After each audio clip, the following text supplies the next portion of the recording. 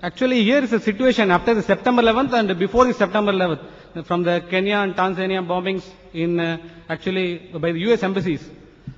About Osama bin Laden, actually. Every people in the society are talking about Osama bin Laden and Islam. They are measuring Islam with Osama bin Laden.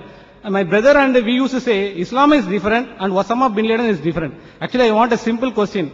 As a knowledge of Islamic theology and a person who follows the religion of God, what is their view? Can Muslims tell separately, openly that Islam is different and Osama is different, Osama bin Laden?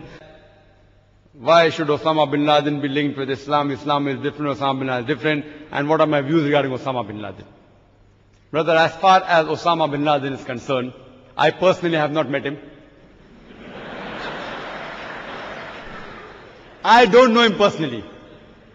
And this question was asked to me in Australia, when I was there a few months back in Perth, that do you consider Osama bin Laden as a terrorist?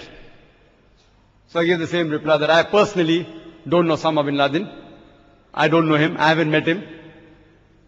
If you are going to ask and say that based on the news that I get from the media, whether it be BBC, CNN, etc., then if I agree with that news, I have no option but to label him as a terrorist.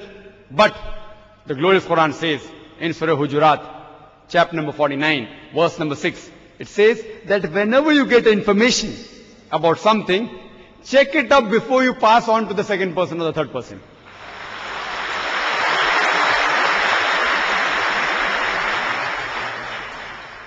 As far as Osama bin Laden is concerned, I don't know him personally, I haven't met him. I cannot base my answer just on the news reports, unless the news reports are verified.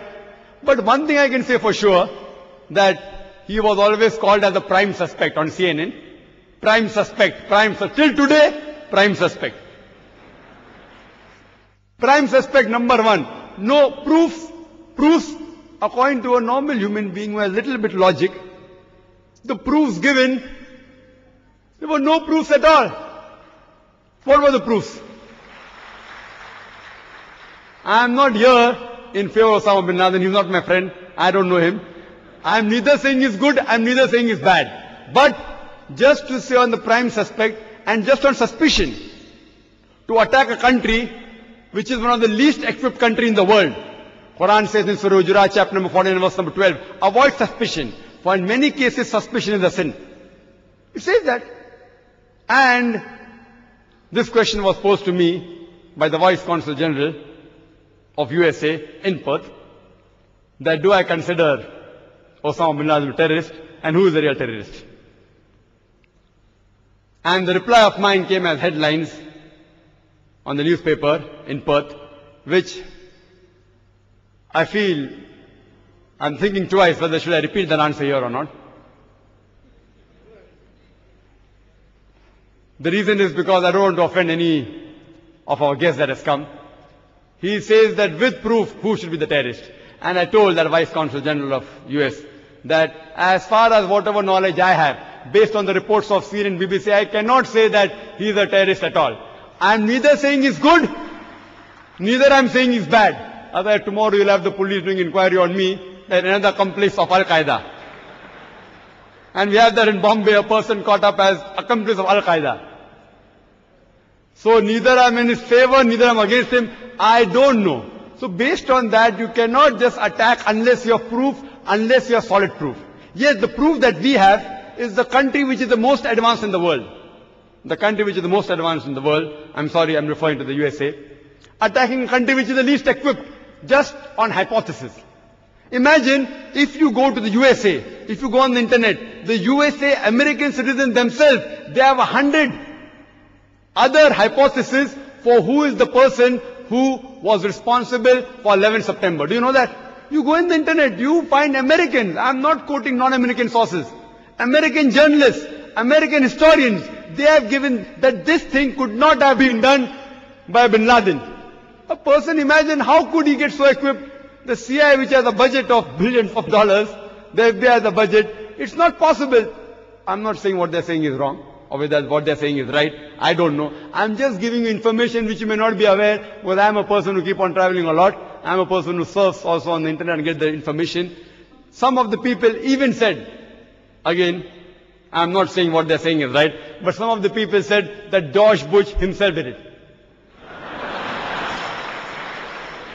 Now, do you mean to say just based on this assumption, if I say that he is the main culprit, hand him over to me, otherwise I'll bombard America, you'll call me a lunatic? If I tell that George Bush is the person who did the World Trade Center, give him to him, otherwise bombard your country, you will call me a lunatic. So based on that, what we know, we surely know that on CNN and BBC, war on terror, war on terror, war on terror, and I gave an indication that it is the few political people for their own political gains, that you find that they divert the issue.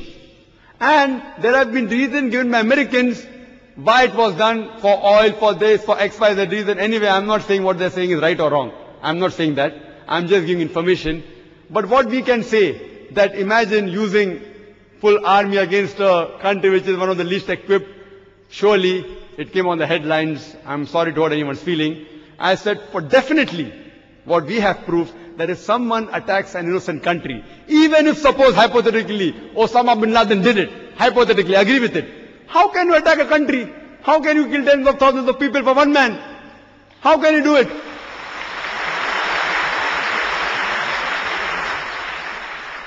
It is nothing but terrorism. And I said that according to me, if you base on the reports, what was said by CNN and BBC, if you agree that George Bush waged a war against a country least equipped, I say according to me, number one terrorist, it came as the headlines of number one terrorist according to me was George Bush. The question posed, and I apologize again, I don't want to hurt the feelings of any person. Please don't misunderstand me. They asked my opinion. It was the Vice Consul General of USA, of Perth. He asked me this question, the first question.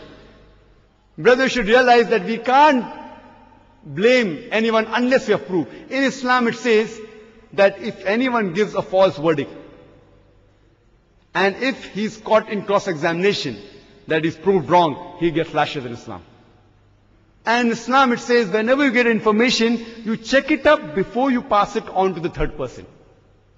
And this is one of the major cause for disruption of the universal brotherhood. We'll discuss it tomorrow, hopefully. One of the basic cause of disruption is giving false propaganda. And if you analyze that now, latest, a couple of days back, number one terrorist has become Saddam Hussein now. You require someone in the media to bell the cat, You require someone at least to let the issue running. There will always be someone or the other coming.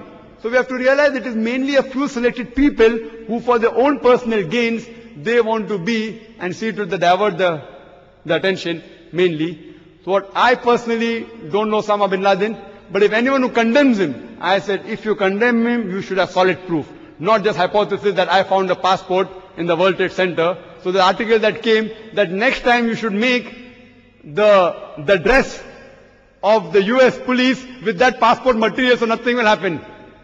Imagine the passport didn't burn. The crash took place and the Celsius out there was more than 1,000 Celsius, the amount of heat that was generated, and they find a passport in it. So here we have to realize that we as Muslims, anyone lays the allegation against anyone, whether Muslim or non-Muslim, before we agree with it, we have to have proof. If we don't have proof and if I agree with it, I'll be held responsible on the day of judgment.